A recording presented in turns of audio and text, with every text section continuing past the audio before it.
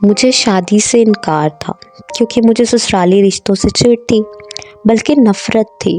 ایک بندے کے حصول کے لیے کیا ڈھیر سارے فضول رشتوں کو قبول کروں، ان کی اچھی بری باتیں سہوں، ان کا ایسا ویسا رویہ برداشت کروں، رنگت خراب، صحت متاثر، آخر میں دماغ خراب۔ اسی لیے میں نے فیصلہ کیا تھا کہ میں یوں ہی زندگی گزار دوں گی، آزاد، من پسند، پرسکون، لیکن ہوتا وہی ہے جو منظور خدا ہوتا ہے۔ انہیں کو کوئی کیسے ٹال سکتا ہے بھلا؟ یہ سب کہاوتیں میرے آنگن کی دہلیز پر جمع ہو گئیں۔ جب حیدر کا رشتہ میرے لے آیا تو انکار کی گنجائش نہ تھی، اور میرے گھر والوں نے مجھ سے ہاں کروا کر ہی دم لیا۔ میں اپنی آزادی یعنی رسالے پڑھنا، دیر تک جاگنا، موبائل اور انٹرنیٹ میں مصروف رہنا وغیرہ وغیرہ کے خاتمے پر سخت پریشان تھی۔ میں نے یہ فیصلہ کیا کہ میں خود کو ستی اور ساوتری ثابت نہیں کرنا چاہتی، سسرالی رشتوں کو سر نہیں چڑھانا۔ وہ میرے گھر آئے تھے میرا ہاتھ مانگنے، میں تھوڑی گئی تھی ان کے گھر ان کے بیٹے کا ہاتھ مانگنے۔ کوکنگ میری گزارے لائق تھی، آملیٹ، ہاف فرائی اور بوائل ایگ میں بنا لیتی تھی، مزاج بھی بس ٹھیک ہی تھا، اور میں نے فیصلہ کیا کہ میں ایسی ہی رہوں گی۔ شادی کے تمام معاملات بخوبی انجام پا گئے، رسموں میں بھی کوئی بدمغزی نہیں ہوئی، نہ ہی حق مہر پر جھگڑا ہوا، نہ ہی کوئی آؤٹ فیشن کپڑے رکھے تھے، اور نہ ہی ولیمے پر فضول میک اپ کرایا گیا۔ ہر چیز نفیس اور عمدہ تھی، پر میں اپنے ہی غموں میں گرفتار تھی، سسرال کے خلاف منصوبہ بندی میں مصروف تھی، سو کسی اور طرف دھیان ہی نہ گیا۔ چند دن کے بعد جب ناز و نخرے کے بعد اصل زندگی کا آغاز ہوا تو میں نے گھر والوں کے 14 طبق روشن کر دیے، لگی لپٹی رکھے بغیر اپنا موقف بیان کر دیا، کچھ عملہ اور کچھ لفظہ۔ دراصل میں بلا ضرورت بولتی نہ تھی، اور اس کا سبب میری کم گوئی نہ تھی، بلکہ میں صرف اپنی پسند اور اپنے مطلب کے لوگوں کو لفٹ کراتی تھی، ورنہ گمسم بیٹھی رہتی تھی، اور میری ساس کو میری اسی خوبی نے متاثر کیا۔ اب جو دلہن کو کفن پھاڑ کے بولتے دیکھا تو یقیناً حیرت بنی بیٹھی تھی۔ ایک نند اپنے گھر کی تھی، ایک دیور اور ایک نند پڑتے تھے۔ سسر اور میرے شوہر جاب کرتے تھے، خوشحالی تھی، پیسے کی ریل پھیل میں خود کو بیڈ روم تک محدود رکھا تھا، کسی سے بات نہ کرتی، مجبوراً کلام کرنا پڑتا تو میرا انداز ایسا ہوتا کہ سوال کرتے تو جواب دیتی، میں سوال کرتی تو صرف جواب ملتا۔ میں ایسی اپنی کامیابی سمجھتی، میرے پہننے اوڑھنے اور آنے جانے پر کوئی پابندی نہ تھی۔ میری امی جو میرے خیالات پر ہولتی اور ٹوکتی تھی، اب مجھے اس طرح عیش کرتے دیکھ کر خوش ہوتی اور دعائیں دیتی تھی۔ آپ کی سوچ غلط تھی امی، میں کبھی آپ کو فالو نہیں کروں گی۔ میں ٹین ایج میں تھی جب میں امی سے یہ کہا کرتی تھی، اور میں نے یہ ثابت کر کے دکھایا تھا۔ اس کی وجہ میری دادی اور پھپھو کا میری ماں کے ساتھ ناگوار سلوک تھا، بلکہ ظالمانہ کہنا زیادہ مناسب ہے۔ دادی سارا دن پلنگ پر بیٹھ کر حکم چلاتی، پھپھو مزاج داد اور چاچو عضو معطل، اور ابو ہے جب تک دادی زندہ ہیں زندگی ایک سزا تھی۔ امی کے کپڑے، بے رونق آنکھیں، بری حالت ابو کو نظر نہ آتی، سب لوگ امی پر ترس کھاتے، ابو صرف تابع دار بیٹے تھے۔ ان حالات نے مجھے باغی بنا دیا اور خود سر بھی، سو آج میں بھی جو کچھ بھی تھی حالات کے رد عمل کے نتیجے میں بنی تھی۔ یہ میرا خیال تھا۔ سسرال میں سب نے میری ہٹ دھرمی پر سمجھوتا کر لیا سوائے میرے شوہر کے، وہ مجھے ٹوکتے پہلے پیار سے اور پھر سنجیدگی سے۔ میں اپنی ساس کا سکھاوا سمجھتی، نندوں کی پڑھائی ہوئی پٹیاں سمجھتی، حالانکہ وہ میری ضدی طبیعت پر 2 حرف بھیج چکی تھی۔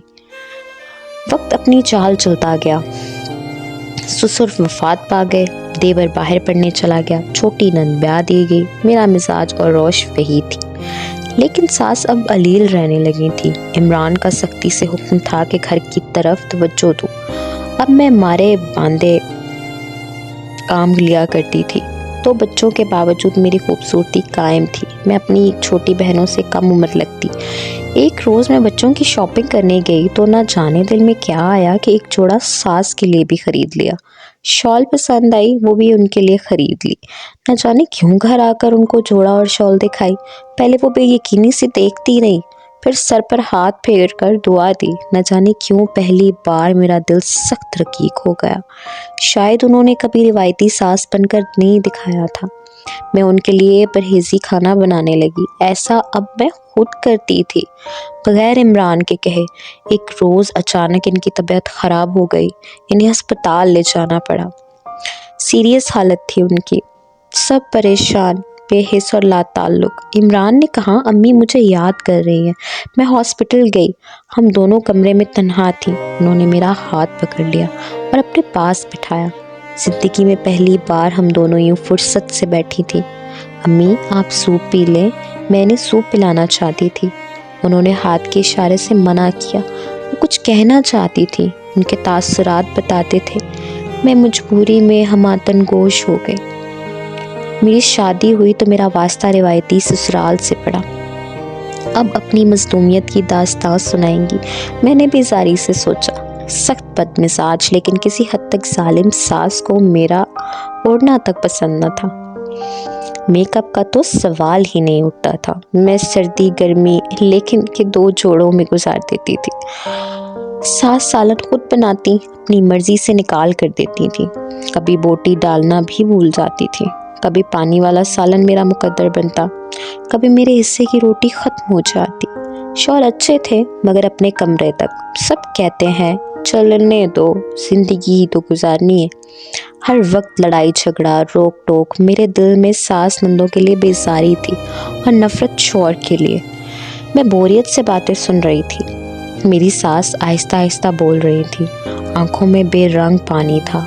आखिर ये मुश्किल, बल्कि बहुत मुश्किल वक्त गुजर गया।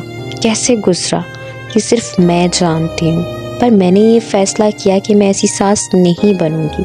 रिश्ते अच्छे बुरे नहीं होते, हमारे रवैये उन्हें अच्छा या बुरा बना देते हैं। इसलिए फैसला किया कि मैं ऐसी सास नहीं बनूंगी। सास की वफात के बाद मैंने मेरे दिल से उनके लिए नफरत और गिले खत्म न हुए थे। मैंने सोचा क्यों बेटे और बहू की ज़िंदगी के अच्छे दिन अपनी हसद जलाने की नज़र करूं। मैं शायद अच्छी सास भी ना बन सकूं, मगर अच्छी इंसान तो बन सकती हूँ ना। मैंने अपनी बेटियों को भी घरेलू साजिशों से दूर रखा था। मैं ये चाहती थी कि उनके जहन पर गंदा ना हो।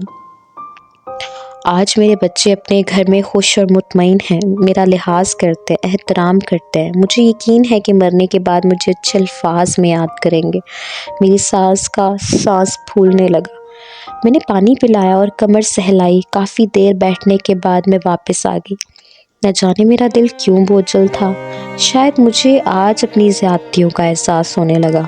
बाज़ औक़ात बुरे लोगों को अच्छे मिल जाते हैं जो उनको बदल देते हैं। इसी तरह बहुत अच्छे लोगों को बुरे लोग भी मिल जाते हैं। जैसे मेरी सास को एक मेहरबान औरत थी और मैं नामेहरबान बहू। सास की बातों ने मेरे दिल पर असर डाला। मैं रोज़ उनका कमरा साफ़ करवाती, कपड़े धुलवाया करती थी। अब मैं उनका बहुत ख्याल रखने लग गई थी। ये बात मैं रोज़ तैयार करती थी कि उनके मस्बत रवैये ने मेरा दिल बदल दिया था। मैं बहुत सी लड़कियों के मुकाबले में खुश और मुतमईन थी, तो इसका सबब मेरी होशियारी नहीं बल्कि इनका गैर रवायती रवैया था। चौथे दिन पता चला इनका इंतकाल हो गया है। मैं बहुत रोई तड़पी, उनकी मोहब्बतों का एहसास हो गया था। बड़ा पछताने के अलावा और कोई चारा ना था। सब कहते थे कि ऐसी बहू कभी नहीं देखी, बेटियों जैसी मोहब्बत करती थी। नंद रो रही थी और मुझसे दूर दूर थी। साथ वाली आंटी ने मुझे दिलासा दिया, मरहुमा तुम्हें बड़ी दुआएं देती थी, सदा सुहागन रहने की, तंदुरुस्ती की, खुशियों की। तुमने जो सूट उन्हें गिफ्ट किया था ना, वो पहनकर मेरे पोते के हकीके पर आई थी। न जाने क्या क्या कह रही थी। मैं बरसती आंखों से उनका चेहरा देख रही थी जो धुंधला रहा था। मेरे ससुराली बेकसूर थे। शायद ये खून और फितरत का असर था जो मुझ में दादी और फूफो की तरफ से आया था, जिन पर मेरी माँ की खिदमत और अच्छाई का असर ना होता था। ऐ काश अगर ये वक्त न गुजरा होता तो शायद तलाफ़ी की सूरत मुमकिन थी। मैं अच्छी बहू नहीं बन सकी, ये हकीकत है, मगर अच्छी सास ज़रूर बन सकती थी। कभी भी आने वाली लड़की के लिए ये मेरा फ़ैसला था।